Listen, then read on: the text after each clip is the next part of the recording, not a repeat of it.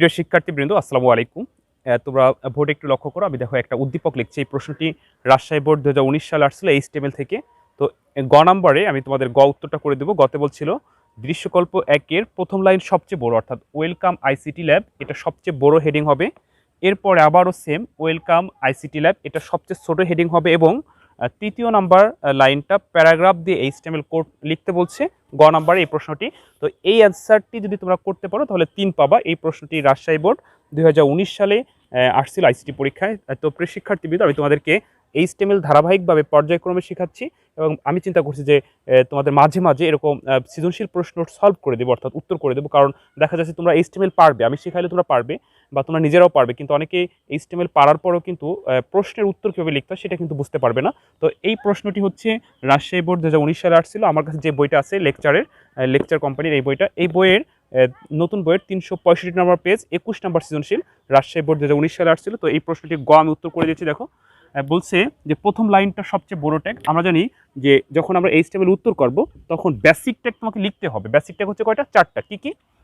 HTML শুরু, তারপর হচ্ছে হেড শুরু, হেডের পর হচ্ছে টাইটেল দেওয়ার পর তুমি এটা যে কোনো একটা নামে সেভ করতে পারো। আমরা আইসিটি ল্যাব নামে সেভ করে দিলাম, অর্থাৎ ফাইলটা যে নামে আমরা সেভ করব আইসিটি ল্যাব, টাইটেল শেষ। এখানে যেহেতু এটা লেখা আছে আমি একটু নিচে লিখি।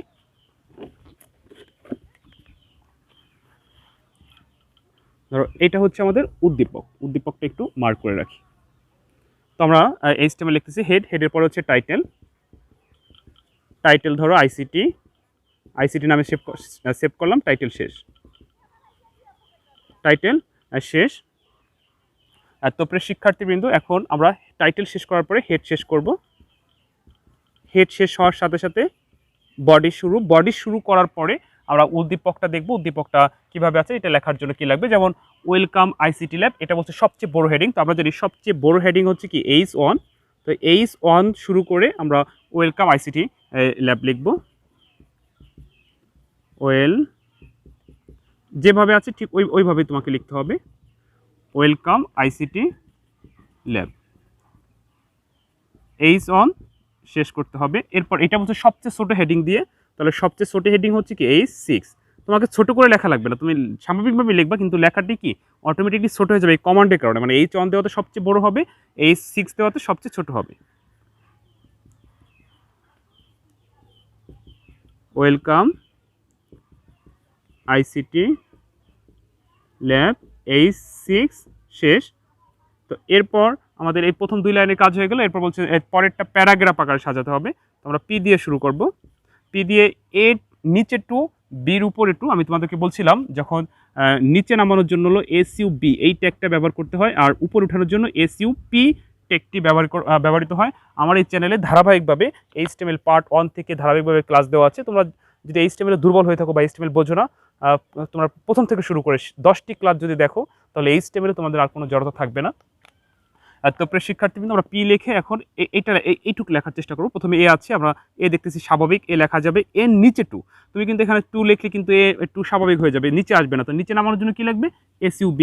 তো এ লিখে SUB শুরু, নিচে 2 হবে, 2 লিখবা, তারপরে SUB শেষ করবা। অর্থাৎ আমরা জানি HTML এ এটা হচ্ছে শুরু প্রতীক, এটা হচ্ছে শেষ প্রতীক। তো আমরা এখন SUB শেষ করব। এরপর দেখছি বি আছে স্বাভাবিক, বি লিখলাম, বির উপরে 2। তো উপরে উঠানোর জন্য কি লাগবে? SUP, অর্থাৎ SUP শুরু টু SUP শেষ। এখন দেখো আমাদের এই উদ্দীপকটা আর কিছু নাই, তাহলে পি শুরু করেছিলাম, আমরা এখন পি শেষ করব। পি শেষ করলাম। তো এই যে এই বডি শুরু হয়েছিল, আমরা জানি HTML এ যা শুরু হবে তাই শেষ হবে। শুধু HTML এর 3টা ট্যাগ শুরু আছে, শেষ নাই। ইমেজ, বিআর, HR, এই 3টা ট্যাগে শুধু শুরু হয়, এদেরকে এমটি ট্যাগ বলা হয়। এদের মানে কখনো শেষ হবে না। তো ইমেজ, বিআর, HR এর কাজ আমি এখনো শুরু করি নাই, পরবর্তীতে তোমাদেরকে শিখিয়ে দিব। আর তো প্রিয় শিক্ষার্থীবৃন্দ, আমরা জানি HTML এ যা শুরু হয় তাই শেষ হয়, অর্থাৎ বডি শুরু হয়েছিল, বডি শেষ হয় না, আমরা এখন বডি শেষ করব। বডি শেষ করার পরে যে HTML শুরু হয়েছিল এখন HTML শেষ করে দিব, অর্থাৎ শেষ প্রতীকের মধ্যে HTML লিখলাম, HTML শেষ। তো জাস্ট এইটুক করলে কিন্তু তুমি 3-3 পাচ্ছ। এই প্রশ্নটি রাজশাহী বোর্ড 2019 সালে আসছিল। আমি পুরো প্রশ্নটি করালাম না, শুধু হচ্ছে করালাম, কারণ হচ্ছে আমরা এইগুলো নিয়ে ক্লাস করছিলাম, বিগত কয়েকটা পার্টে দেওয়া আছে। তো আশা করি তোমরা বুঝতে পারছো কীভাবে সৃজনশীল প্রশ্ন আসবে এবং তোমরা কীভাবে উত্তর করবে। তো প্রিয় শিক্ষার্থী কিন্তু ভালো থেকো, অন্য কোনো দিন অন্য কোনো ভিডিওতে আবার দেখা হবে। আসসালামু আলাইকুম।